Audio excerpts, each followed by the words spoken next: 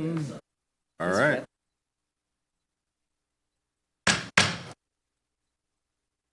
Good evening, and welcome to the November 16th, 2023 meeting of the West Sacramento Planning Commission. Tonight, we'll go ahead and ask Commissioner Olivares to lead us in the pledge, please.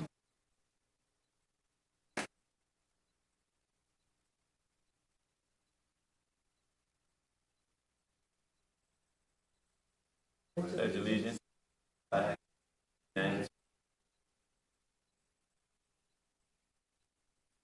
Nation.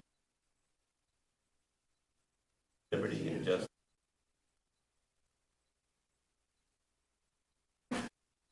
Thank you. Tonight's agenda is available on the counter, along with the request to speak cards. A reminder to everyone that the request to speak cards should be completed and turned in to the clerk prior to the completion of any staff presentation. For those speakers wishing to speak on items not on the agenda but within the jurisdiction of this commission, please write item 1 on your card. All speakers will be limited to 3 minutes. Please note this meeting is being recorded and televised, so all speakers, in order to be recognized, must be called upon by the chair and come forward to the microphone. Speaking in public may cause some individuals to be uncomfortable, so everyone is asked to be professional and respectful at all times. And with that, we'll go ahead and move on to item number 1, presentations by the public on matters not on the agenda within the jurisdiction of the commission. We don't have any. Okay, thank you. Item 2, correspondence and staff communications from the Planning Commission Secretary. Yes, thank you, Vice Chair. I would like to introduce Sean Norwood over there. He, for the foreseeable future, he will be our Planning Commission clerk because Tanya over there recently received a promotion and will actually be working in a different city department, although I'm sure we will see her back here at the Planning Commission at some point. But we're very excited for her and also excited for Sean stepping up to take over this role and help us out. So please reach out to him and communicate with him as you have been with Tanya. We'll make sure we get you his email address and everything, but you will be hearing periodically from Sean as you've heard from Tanya over the last, since you guys have been on commission and during her tenure. So we're excited about that. This will be her last meeting, but we will be in good hands with Sean going forward here at the Planning Commission. So that's all for staff communications at this time.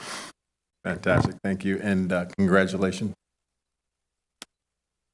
Item 3, disclosure of ex parte communications. Seeing none, we'll go ahead and move on to our consent agenda since we have no presentations. Consideration and approval of the minutes from the November 2nd, 2023 commission meeting. I'll move to approve. Approved by Commissioner Olivares. Seconded by Commissioner Delgado. Okay, we'll go ahead and take our vote. Commissioner Squires. Abstain. Commissioner Delgado. Aye. Commissioner Olivares. Aye. And Commissioner Link. Aye. And I will abstain since I was not here. Okay. All right. Item 5, public hearing regarding the Black Pine 4040 West LLC development agreement and consideration of resolution 23-5PC. Yes, we'll have a guest star from our Economic Development Department go present this item tonight. Katie Yancey, City's Community Investment Manager. Good evening, Commissioner. Thank you very much for coming in tonight so we can do this item. We have been working on this development agreement on and off for several years, and this is its final iteration. It's had many life cycles. It started off in 2007 as a smaller development agreement. It's gone through a series of amendments and adjustments, and as of, I believe, the 15th, we let it expire because we wanted to come forward with a much simpler development agreement for your consideration tonight, because there's been a variety of actions that have been taken by the Planning Commission and the City Council that have sort of codified some of the other entitlement issues that were being covered by that old, outdated development agreement and were no longer needed to be carried forward. So simple is better. This is a little bit of the tip of the iceberg. There's a lot of things that have happened to get us to this point today, and I'll walk you through a little bit of those tonight. But I have a very, very short presentation. because I really just wanted to highlight some of the items that are in the staff report that are the key components in terms of the terms that are in the development agreement. So this is a nice rendering. It was part of the design package of 440 West. 440 West is located in our Washington district. There is a location map in your packet, attachment number 3. It's located just outside of our historic area of Washington, up against the railroad tracks.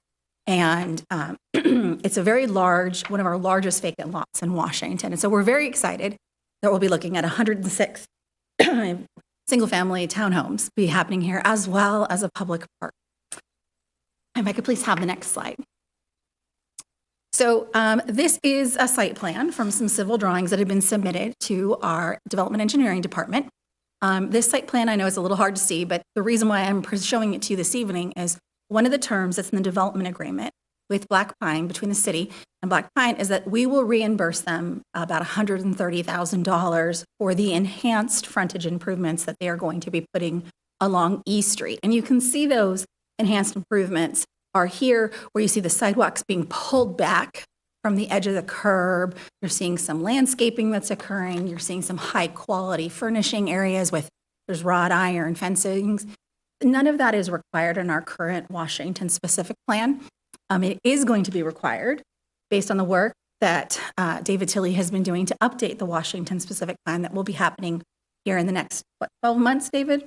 Very likely? I'm hoping even sooner than that. Fantastic. We are very excited about that. And so through the design review approval process, through the conditions of approval, the plan development permit, the conditional use permit, those things that have come before this commission, and as part of their subdivision map and final map, they consented to this new higher standard without being obligated to do so. So we're just reimbursing them the cost difference between the current standard and this new higher standard, because they didn't have to obligate themselves to build that higher standard. So we're just reimbursing them the cost differential of agreeing to put in the improvements to the higher standard that they were not required to do. So they obligated themselves, and now we're just reimbursing them for that delta difference. Next slide, please. So in addition, the development agreement also creates a new obligation that's not in their map, not in their subdivision improvement agreement, not in any of those other previous entitlement actions that were taken by the Planning Commission and the City Council. What it does is it creates an obligation for them to construct a public park. This public park is referred to as Heritage Greens in the adopted Parks and Open Space Master Plan. It's a small pocket park that's along E Street. E Street is a significant street in the Washington district. It's where you have the poem. There's that poem that's in the sidewalk. It connects you to the Riverwalk Trail. It's contemplated to have several pieces of public art along it, and this park would have a small public art component. The developer has agreed to, with this development agreement, obligate themselves in the next 24 months to construct the public park and turn those improvements over to the city. So that's a big win for the city. We get a new neighborhood-serving public park in Washington. For those of you that aren't familiar with the Washington District's recreation amenities, there aren't very many recreation amenities for families in Washington. In fact, the largest recreation facility that we have is the Riverwalk. And the Riverwalk is not really oriented towards people who have children or want a dog park or any of that kind of stuff. This facility will have a tot lot and will have a shaded area. So we're going to be bringing some really exciting new amenities to the Washington neighborhood upon the adoption of this development agreement. So this development agreement also includes the obligation of when it would be constructed, what the maintenance obligations would be. That includes a term where the developer is going to be obligating themselves with the development agreement to participate in a funding mechanism to pay for their fair share of the operations and maintenance of this facility. So that is likely going to be through the formation of a CFDK, which is a assessment that goes on the property owner's property to pay a marginal assessment to help maintain that park. They're also going to be agreeing to be reimbursed by the city for their costs. It's about $900,000. And they're going to sell the property to us after they've completed the park and the warranty period is over. We've pre-negotiated the terms of that purchase and sale agreement through the option agreement, which is part of the development agreement. We've agreed on a price that is fair, but most importantly is within the upper constraints of the adopted Parks and Open Space Master Plan.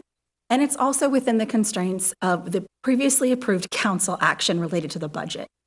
So the council approved a budget action about 2 years ago for about $1.5 million to cover the cost of the park construction, the construction of some public art, and the acquisition of the land.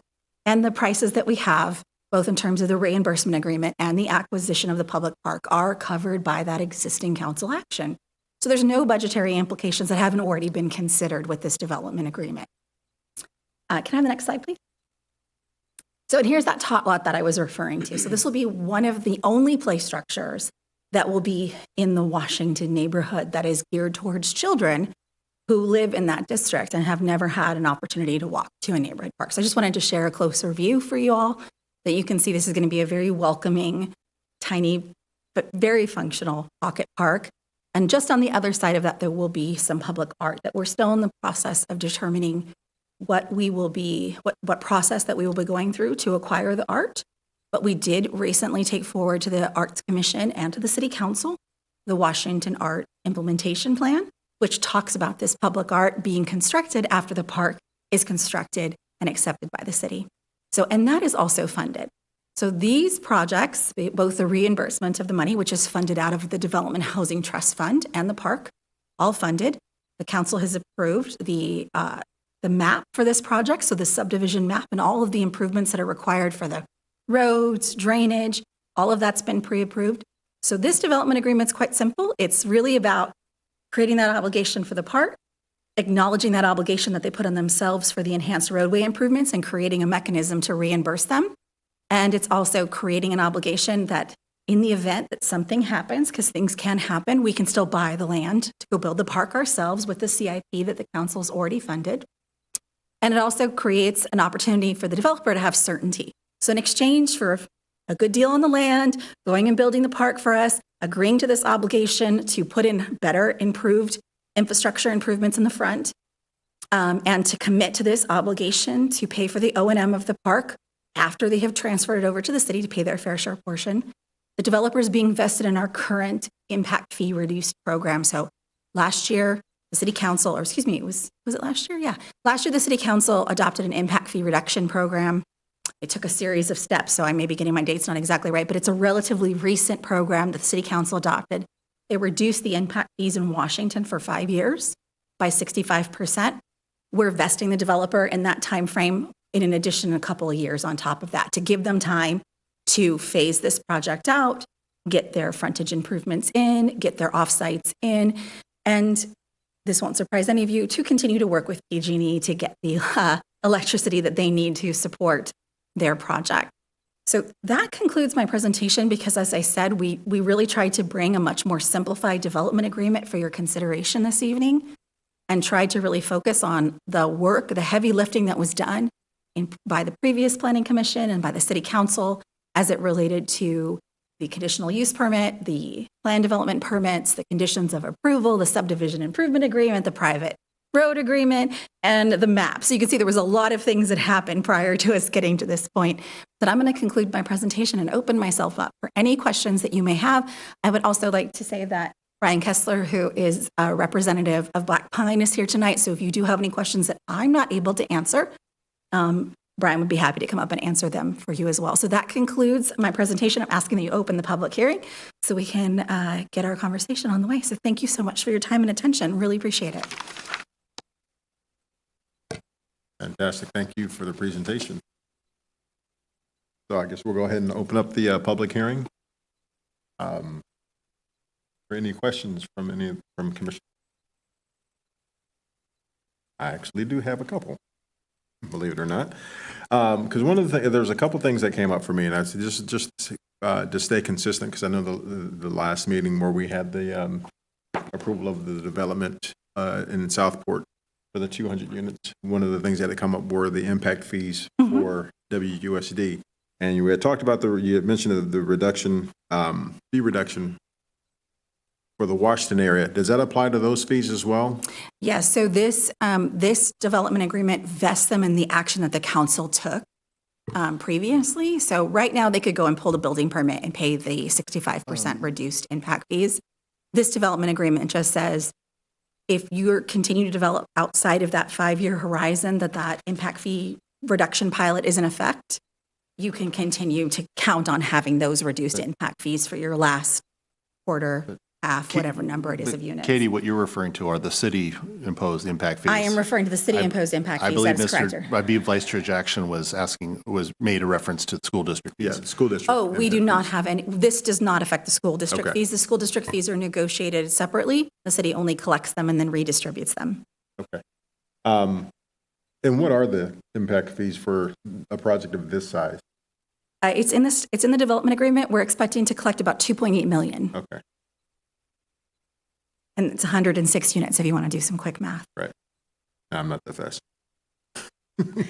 My daughter's that fast, but I'm not. And then one of the other things too, because I consider it, that came up for me as I was reviewing the materials, is that I noticed that there were some stipulations, and I'm not sure if those stipulations would apply at this point, as far as the sound. I know with this infill project being as close to the railroads, the railroad line there, has that study been something that needs to be completed at this point, or is that something that they still have time to complete? We did a sound study previously, and that all needs to be incorporated into their building permit plans. Typically, in this situation, you have thicker wall assemblies, you may have thicker windows. Sometimes some of the windows may open, so you have mechanical ventilation. There's a whole suite of tools that are commonly applied, not only for noise, but also vibration. Hmm. Okay. Right. Commissioner Delgado? Yeah, I had a question regarding the length of the development agreement itself. It's for 5 years with the possible 2 one-year extensions, That's correct? correct. Is there a possibility to extend that beyond those 7 total years? Well, anything is possible with the consent of the parties, but we are confident, the parties, being the city and Black Pine, that they are incentivized properly to move in the time frame that we have provided with this development agreement. Okay. I just asked because we've had quite a number of previous development agreements that date from the early 2000s when I was still in high school. Yeah. So I want to make sure that we're not dragging out some sort of development agreement that has, no potential in the near. No, so in the if future. Mr. Kessler was up here, he would tell you that I played a little hardball with them, and they had a longer term in their development agreement that has since expired, and we agreed to a shorter time frame so that we could vest them in these impact fees as an incentive to encourage them to go from vacant lots to built lots, because we want to take advantage of the property taxes that we will be collecting on this site once it does go vertical. Perfect. Glad to hear that. And one final question, I just almost slipped my mind. I did not have a chance to drive by the site, but as I was looking, it looked like, is there some sort of grading or construction that's currently taking place on the site? They have received their permits to construct their models, so that's what you're seeing out there. Okay. All right. Okay, good. Got that right. Yeah. Okay.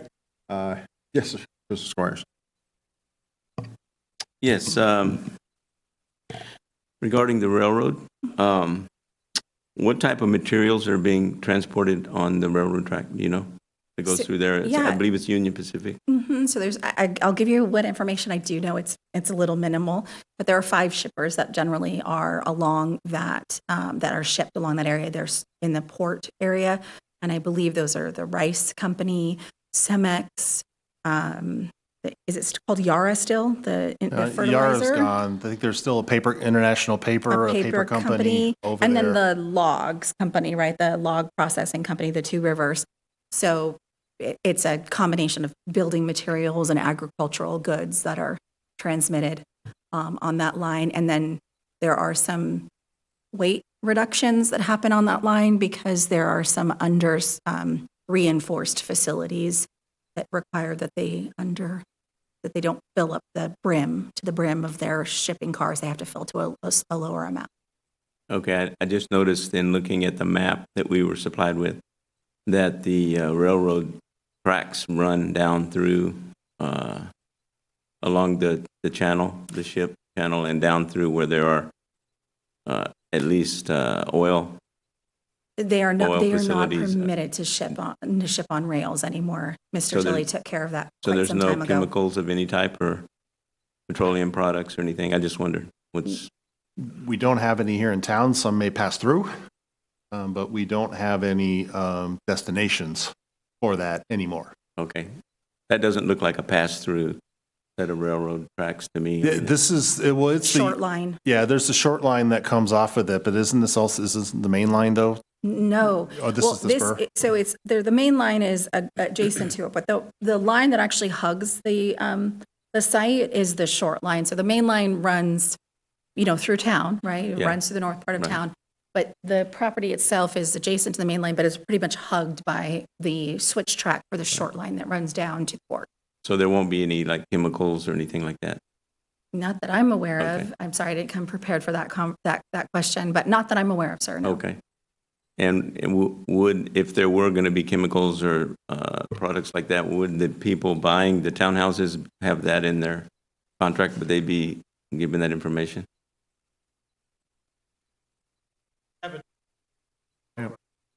Sir, could you come to the mic, please, and state your name for the record? Thank you. Good evening, Commissioners. My name is Brian Kessler. I'm the Vice President of Land Development for Black Pine Communities. I appreciate your time and pleasure to be here. To answer your question, there are disclosures that will be required to go to all the buyers for the existence of the railroad. Okay. They don't get specific into what would be possibly on the railroad, but definitely the disclosure is there for the railroad and any impacts the railroad would have to the well-being of. Okay. All right.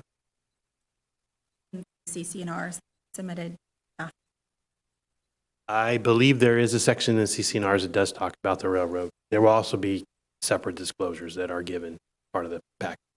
So the commissioner, the CC&Rs, which are the covenants and restrictions that are on the property, those have been submitted to our development engineering department and have been reviewed and approved. That's Okay. part of that larger entitlement package that I was talking about. Okay. I have another question on a different subject. I noticed in looking at the map, the schematic of the project, that there are, I think, 16 parking spaces. Mm-hmm. Would those parking spaces be available to the public as the public comes in to use the park? Because they're right there near the park. If, I'm going to have Mr. Kessler come answer that Okay. question as well. Yes, in general, those public spaces are in the public right-of-way on 6th Street. The majority of them are. And then there's a smaller section just to the north of, that are in the private section of 6th Street. So So when 6th Street proceeds up into the development, that's a public road? it's a public road up until just about even with the end of the park. I see. And then it goes to a private road. Right, right. Yeah. And the parking places would be available to people using the park? Correct. Okay. Another question about parking. It seems like those, 16 parking places are all there is for the entire place, the entire development. Is that right? For public, For anyone? each residential unit has a 2-car garage, and the parking for residents is for in the garage. And Okay. then other public parking would be on the frontage of East Street. Okay. And aren't some of the housing units, don't they have 1-car garages? Some of them have 1-car garage. All right. So if someone's having I'm just wondering, if someone's having some friends over and they have a 1-car garage, there's nowhere for the people to park, and so they have to park, They try would to park in one of those 16 spots? actually, they would park on one of the off-site locations on East Street on the front Okay, and then walk through? and walk through. Okay, Yeah, so it's a there- very pedestrian-friendly. Okay, so there isn't really that much parking, that many parking places for, because if you There's had, the. 106 units, and if several people are having a get-together like on the 4th of July, I don't know where the people have to park in the neighborhoods nearby and walk in, is that right? Yeah, so that, Okay. I'm going to just interject here for a moment, sir.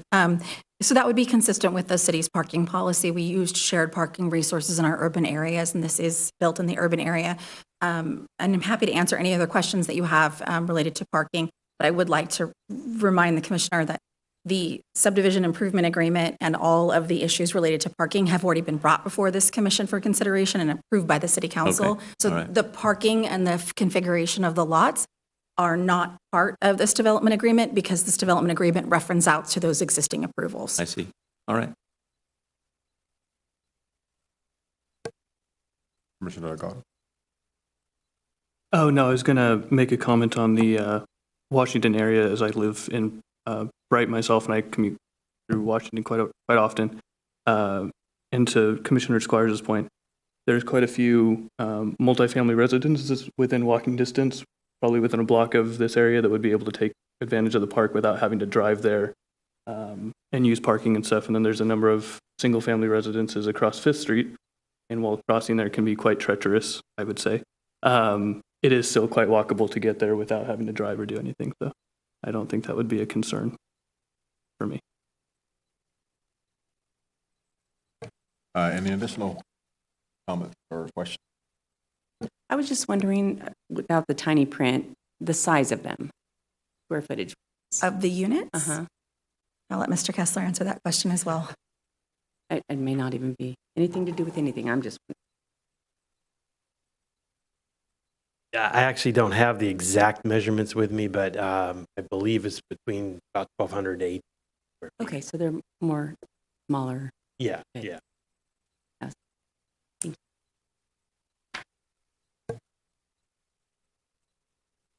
I was just going to say that I thoroughly appreciate staff's report. I thought it was comprehensive and answered all the questions that I have. I also appreciate the questions that my fellow commissioners provided. So for that, I will go ahead and make the motion to approve staff's recommendation. Okay, we have a motion to approve staff's recommendation. And I will second the motion. Okay, and we have a second by Commissioner Delgado. All right, go ahead and take our vote. Commissioner Squires, Aye. Commissioner Delgado, Aye. Commissioner Oliveras, Aye. Commissioner Linker, I, and I too vote aye. So we are approved. Okay. Since we have nothing on our regular agenda, we'll go ahead and move to General Administration Function Part 2, Commissioner Communications. Commissioner Oliveras, any communication? Okay. All right. Seeing that we have none, I will go ahead and move that we adjourn. You're done. never closed. Oh, well.